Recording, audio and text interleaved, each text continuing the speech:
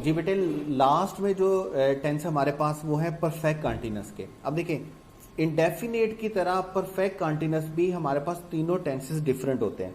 तीनों tenses different इस तरह होते हैं। अगर हम बात करें प्रेजेंट परफेक्ट कंटीन्यूअस की, तो प्रेजेंट परफेक्ट कंटीन्यूअस आम तौर पर जो पढ़ाया जाता है 9th-10th क्लास या फर्स्ट या सेकंड लेवल पे, जो टीचर वो जुगाड़ी तरीका जो बता देते हैं, कंटीन्यूअस के साथ अगर टाइम मेंशन है तो परफेक्ट प्रेजेंट परफेक्ट कंटीन्यूअस है, अगर पास्ट कंटीन्यूअस के साथ टाइम मेंशन है तो पास्ट परफेक्ट कंटीन्यूअस है, और अगर फ्यूचर कंटीन्यूअस के साथ टाइम मेंशन है तो फ्यूचर परफेक्ट कंटीन्यूअस है। बेटे देखिए, थोड़ा सा लॉजिक समझ लें उसका। अगर हम क्या करते हैं, हम एक टाइमलाइन ड्रा करते हैं। टाइमलाइन में हमारे पास 3 टाइम होते हैं। पहला टाइम हमारे पास होता है प्रेजेंट, सेकंड हमारे पास होता है पास्ट, और थर्ड हमारे पास होता है फ्यूचर। अगर हम किसी ऐसे एक्शन की बात करें जो पास्ट में स्टार्ट हुआ और फ्यूचर के टाइम तक अभी तक वो जारी है, कोई ऐसा एक्शन जो पास्ट के किसी वक्त में स्टार्ट हुआ और अभी तक जारी है, ऐसे टेंस को हम क्या बोलेंगे, प्रेजेंट परफेक्ट कंटीन्यूअस। लाइक हम बोलते हैं बच्चे सुबह से खेल रहे हैं, अब सुबह का टाइम जो था वो कहीं पर पास्ट की टाइमलाइन पर आएगा, अभी तक चूंकि खेल रहे हैं तो प्रेजेंट होगा। तो ऐसे टेंस को जब हमारा एक्शन पास्ट में स्टार्ट हुआ और अभी तक कंटिन्यू होगा, अभी तक जारी है, उसको हम क्या बोलेंगे, प्रेजेंट परफेक्ट कंटीन्यूअस। और अगर हम एक और टाइमलाइन ड्रा करते हैं, वही है कि पास्ट टाइम होता है, उसके बाद प्रेजेंट है, प्रेजेंट के बाद फ्यूचर है। अगर आप इसको देखेंगे तो ऐसा एक्शन जो पास्ट में स्टार्ट हुआ और पास्ट में ही किसी टाइम तक कंटिन्यू था, खेल रहे थे, सुबह से खेल रहे थे, खेलना स्टार्ट भी पास्ट में हुआ और जब तक खेल रहे थे वो भी पास्ट में है, तो ऐसे एक्शन को हम क्या बोलेंगे, पास्ट परफेक्ट कंटीन्यूअस। और अगर हम टाइमलाइन ड्रा करें, किसी ऐसे एक्शन की बात करें जो प्रेजेंट से भी स्टार्ट हो सकता है, जिसकी स्टार्टिंग प्रेजेंट से भी हो सकती है, जिसकी स्टार्टिंग पास्ट से भी हो सकती है, लेकिन वो फ्यूचर के किसी टाइम तक क्या होगा, कंटिन्यू होगा, उसको हम क्या बोलेंगे, फ्यूचर परफेक्ट कंटीन्यूअस बोलेंगे। आपने याद रखना है, आसान जुगाड़ आप इसका कैसे लगाते हैं कि अगर पास्ट कंटीन्यूअस के साथ टाइम मेंशन है तो पास्ट परफेक्ट कंटीन्यूअस है, प्रेजेंट कंटीन्यूअस के साथ टाइम मेंशन है तो प्रेजेंट परफेक्ट कंटीन्यूअस है, फ्यूचर कंटीन्यूअस के साथ टाइम मेंशन है तो फ्यूचर परफेक्ट कंटीन्यूअस है। लेकिन अगर आप इसको लॉजिकली लेके चलेंगे तो लॉजिकली कुछ यूं चलेगा, अगर पास्ट में कोई एक्शन स्टार्ट हुआ और अभी तक जारी है तो हम इसको क्या बोलेंगे, प्रेजेंट परफेक्ट कंटीन्यूअस। अगर पास्ट में स्टार्ट हुआ और पास्ट में ही किसी टाइम तक जारी था, कंटिन्यू सिचुएशन में रहा है, तो हम उसको क्या बोलेंगे, पास्ट परफेक्ट कंटीन्यूअस। और अगर कोई ऐसा एक्शन जिसकी स्टार्टिंग प्रेजेंट की भी हो सकती है या पास्ट की हो सकती है और उसको हम कंटिन्यू कब तक कर रहे हैं, फ्यूचर तक कंटिन्यू करेंगे, तो उसको हम क्या बोलेंगे, फ्यूचर परफेक्ट कंटीन्यूअस।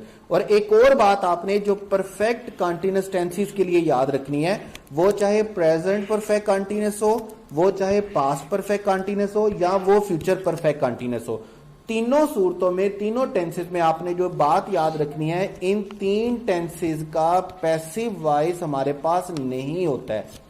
इन 3 टेंसेस का पैसिव वॉइस हमारे पास बेटे नहीं होता है, याद रखिएगा। 4 टेंसेस का पैसिव वॉइस नहीं होता। पहले आपने एक टेंस पढ़ा है फ्यूचर कंटीन्यूअस, फ्यूचर कंटीन्यूअस का पैसिव वॉइस स्ट्रक्चर नहीं होता है, और present perfect continuous, past perfect continuous और फ्यूचर परफेक्ट कंटीन्यूअस, इनका पैसिव स्ट्रक्चर हमारे पास नहीं होता, याद रखिएगा। स्ट्रक्चर इनके हम जब एक्टिव में बनाते हैं, देखिए स्ट्रक्चर हम इनके एक्टिव में जब बनाते हैं तो हमारे पास पहला टेंस होता है present perfect continuous. Second structure जो हमारे पास होता है, सेकंड टेंस जो हमारे पास होता है वो क्या है, पास्ट परफेक्ट कंटीन्यूअस। और थर्ड जो स्ट्रक्चर बेटे हमारे पास, वो हमारे पास क्या है, फ्यूचर परफेक्ट कंटीन्यूअस। ये 3 टेंस हमारे पास होते हैं और इनका जो स्ट्रक्चर हमें देखना है वो सिर्फ एक्टिव स्ट्रक्चर देखना है, क्योंकि पैसिव स्ट्रक्चर तो इन टेंसेस का होता ही नहीं है। अब प्रेजेंट परफेक्ट कंटीन्यूअस में आपने क्या करना है, याद रखना है, इन तीनों टेंसेस में वर्ब की जो फॉर्म यूज होगी वो कौन सी फॉर्म यूज होगी, आईएनजी फॉर्म। ग्रामेरियन ने इसका जो सोल्यूशन दिया है वो ये कि आप एक टेंस का हेल्पिंग वर्ब यूज करेंगे और एक टेंस की फॉर्म यूज करेंगे। जैसे प्रेजेंट परफेक्ट कंटीन्यूअस है तो हमें क्या करना है, फॉर्म किसकी यूज करनी है, कंटीन्यूअस की, और हेल्पिंग वर्ब किसका यूज करना है, परफेक्ट का। प्रेजेंट परफेक्ट के हेल्पिंग वर्ब क्या होते हैं, हैज और हैव, लेकिन इसके साथ हमें यहां पर एडिशन करना है, और किसका एडिशन करना है, हैज बीन का और हैव बीन का। पैसिव नहीं बना रहे, एक्टिव में ही है बीन। इस यही वजह है, चूंकि ये हेल्पिंग वर्ब पहले से पैसिव वॉइस होते हैं इसलिए इनका मजीद पैसिव वॉइस नहीं बनाया जाता। प्रेजेंट परफेक्ट का हेल्पिंग वर्ब हमारे पास होता है हैड, उसको हम एडिशन करेंगे हैड बीन के साथ, और उसके बाद फ्यूचर परफेक्ट कंटीन्यूअस में हमारे पास क्या होता है विल हैव और शैल हैव, और विल हैव और शैल हैव को हम क्या करेंगे will have and shall have, will have और शैल हैव के साथ हम किसका एडिशन करेंगे बीन का।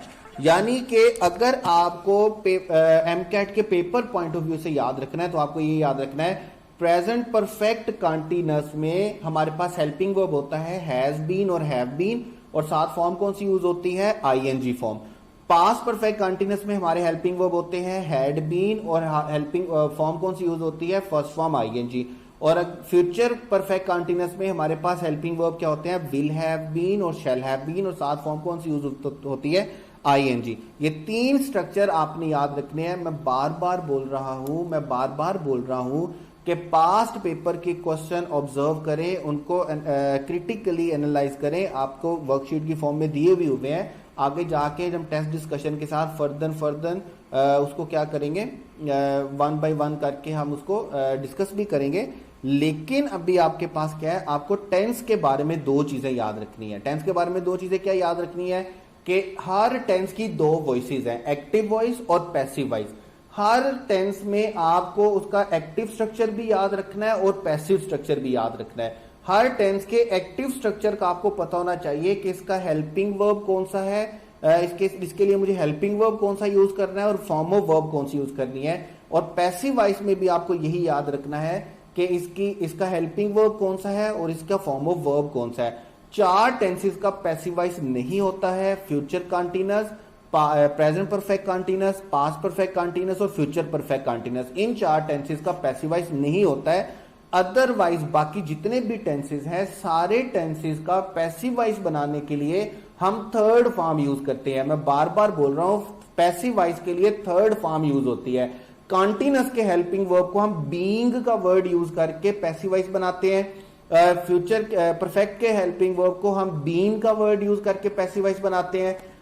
तीनों टेंसेस परफेक्ट कंटीन्यूअस का पैसिव वॉइस होता नहीं है।